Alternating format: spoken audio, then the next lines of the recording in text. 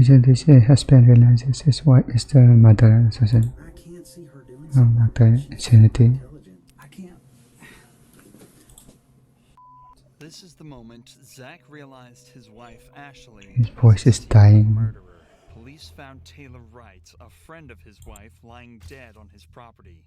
Police suspect Ashley was the murderer, but Zach refuses to believe it. Little did he know, he was about to get the shock of his life in the interrogation room. Can you tell me how you came to know Taylor? Through working PI cases. Okay. She'd come over to our house every now and then. She met my wife. They became friends. Did you guys ever have a falling out or? Never. From doing this job for so long, I would just pick up little lies from her. Just stuff just didn't start seeming right. She would disappear for days. You couldn't get her on the phone. Greg and I would try to call her. You couldn't get her on the phone. Taylor had been missing for days at a time, but this time was different. She hadn't been seen for over a month before she was found. Early on, cops believed her disappearance was nothing out of the ordinary, but she'd left everything at home. There's nothing graphic in there, She right? sent to her friends were in language she wouldn't normally use. I mean, I'm sure now you've read the news and everything. Yeah. You kind of know the date that we're talking about. Have you had a chance to go back and pinpoint where you were on the the 8th of September? It's very. I can't remember, but I'm trying to do the very best I can so I could tell y'all the best I can. I went to the bank yesterday to pull my statement. I know I ate lunch at the seafood place at 9 Mile in Pine Forest. I ate there. She took money or something. And I remember Ash not being able to make it because she was tied up with work. Taylor was last seen on the 8th of September, so Zach attempts to recount what he was doing that day. Given that he used his debit card to purchase food in the area, it's likely that his story is true. What's interesting, though, is that he mentioned he was out on his own as his wife was busy with work. It seems that he fully believes this to be the truth, and while he knows his wife has been questioned about the murder, he doesn't know that she's currently the #1 suspect. The cops aren't trying to learn more about the case. Person close to you. To determine if Zach had a hand in the murder, or at the very least, turn him against his own wife. Do you know anything about this money that Taylor had given you all? No, absolutely not. She's never given me anything. I've never got anything like from that. No. Okay.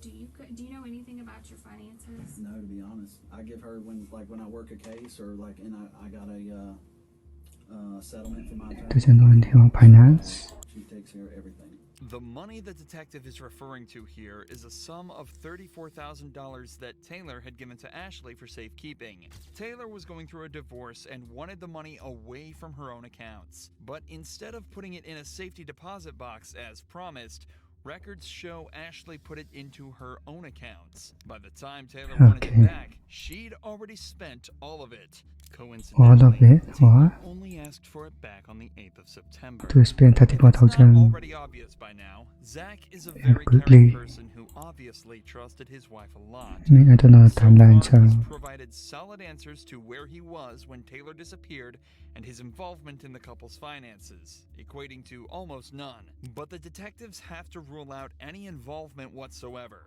so they decide to discuss where the body was found. The property up on Britt Road, and that's owned by her aunt and uncle. Have you ever been out there? Yeah. When's the last time you think you were out there? The last time I went out there is when I traded my four-wheeler for a side-by-side. And that's the last time I've been. Before that, I couldn't tell you. Well, when was that? A couple months back. Your phone number, the 554 number, do you always keep that on you? Yeah, I reckon. Do you ever loan it out to anybody? No. Okay. No. Would you ever loan it to anybody? Or No. do you remember Ashley ever using it, taking it with her? No. Never. Okay, did it ever get lost or stolen? so about that. Placed? No, not that I recall. Okay. This might seem like a random question, but phone records actually played a huge part in uncovering the truth in this case. Not only did they show Ashley on the property Taylor was saw the found location dead and at all. on the 8th, but they also showed Taylor's phone at a wedding Ashley attended the very next day. But Taylor was never seen at the wedding or anywhere else after that date. Detectives here are just trying to confirm that if suspicious activity was discovered from Zach's phone records, there would be no way to argue that it wasn't him in control of the phone. But remember, Zach still has very little idea surrounding the true nature of this case. He doesn't know how much evidence the cops have against his wife. All he's doing is defending himself and providing answers that'll hopefully solve the case. So given his compliance so far, the detectives decide to try and question him about some more physical evidence. Do you own any 9mm handguns? What kinds? A Glock. Just one? You're true American right there. Yeah, I've got a lot of guns, so a lot. I think one Glock 9. What model?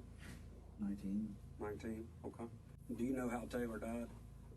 Yeah, for Ackerman told me that By the he gun. got shot, and he heard that from Mulchan. So Ackerman told you and he got it from Mulchan? Yeah. Okay. And did he elaborate on anything else? He just said that they thought the girl was shot. Okay. Did you ever buy Ashley a gun or anything of that nature? Man, over the years, yeah. He's still not connected yet. I bought her a 380 one time. What kind? PPK. Okay. And does she carry a firearm? I haven't seen her one in quite a while. I have to look this up.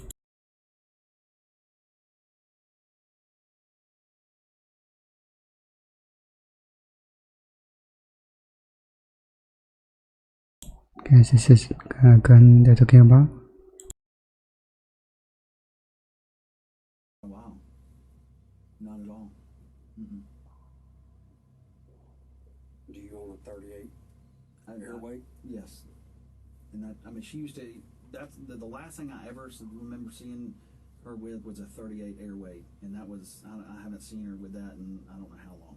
I mean, I'm interested. Did you kill or participate in the death Absolutely of... not. I would What never. is this question? Okay. Go ahead. Did you kill or participate, or do you have any knowledge? Zero, Jason. Absolutely not. Nice, innocent, right? I don't want to be nowhere near it. No, nothing involved with it. Nothing. I know nothing about it. The detectives are now trying to ramp up the pressure slightly. Zach has seemed extremely comfortable up to this point, and they're likely just trying to test whether that's because of the more casual nature of the I guess interview he's so feeling the far, pressure now. or if it's because he genuinely is innocent. However, Zach stays calm, and his body language confirms this. As the pressure mounts, Zach doesn't lean back, cross his arms, or really become closed off in any way as a guilty person may. Instead, he leans forward, maintains eye contact, and his statements are clear and concise. His posture here is one of confidence and cooperation. His feet are flat on the ground, and he's leaning towards the detectives, proving that he feels safe around them, and that he's got nothing He's to so hide. confident, In huh? fact, this is just one of two different positions Zach has assumed throughout the interrogation. The other being a more casual, upright position with his hands and legs open. Zach is doing everything he can to appear innocent, and yet the pressure continues to mount. What do you think happened? He's not innocent. I couldn't tell you, Jason. I mean, I don't know.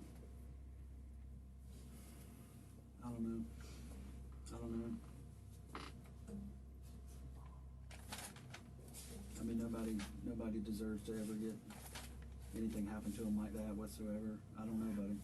I don't know what happened to her. And, I'm asking you, as this investigation continues, whether it's text, phone records, computers, financials, is there going to be anything that hems you up or ties you absolutely to that? nothing. Well, not just being involved in the actual murder, but as far as, What? afterwards. Helping conceal. If any person in this world was Helping like, Zach, her. help me do something, I would run from that mother as fast as I could. Let me just, What does it mean? all over the news. Yeah. You've read it. Yeah, I've read Right. it, and And I mean, trying to swallow it and figure it out. I mean, it's like it's terrible. but you've read it, so you know at least some of the details. Just based upon that and your knowledge of the job that we do in the job that you used to do. What's your thought? Yeah, he probably looked it up, right? Feelings aside, Just logically. I can't see her doing something like that. I mean, she's super intelligent. You know, she's got a That's the reason. master's degree. yeah, or is it master's or I don't know, one of the two. And that's just sloppy. I mean, that's sloppy. I can't see her doing that. There's obviously a lot going on in Zach's head right now. He obviously doesn't want So, to he believe knows his wife that. killed someone, but his years of experience as a PI, coupled with all the evidence against his wife, logically have to be convincing him otherwise. Not only were there the bank statements and the cell phone records, but Ashley was even caught on camera at a hardware store purchasing the exact same type of cement that was used to fill Taylor's grave. At this point, Oh, though, boy. the detectives have seen all they Yeah, need she to. tried to cover it up Zach takes a too. minute to discuss a few things with his lawyer, and he Premeditated signs a rape was search warrant her. allowing them to obtain all his cell phone records.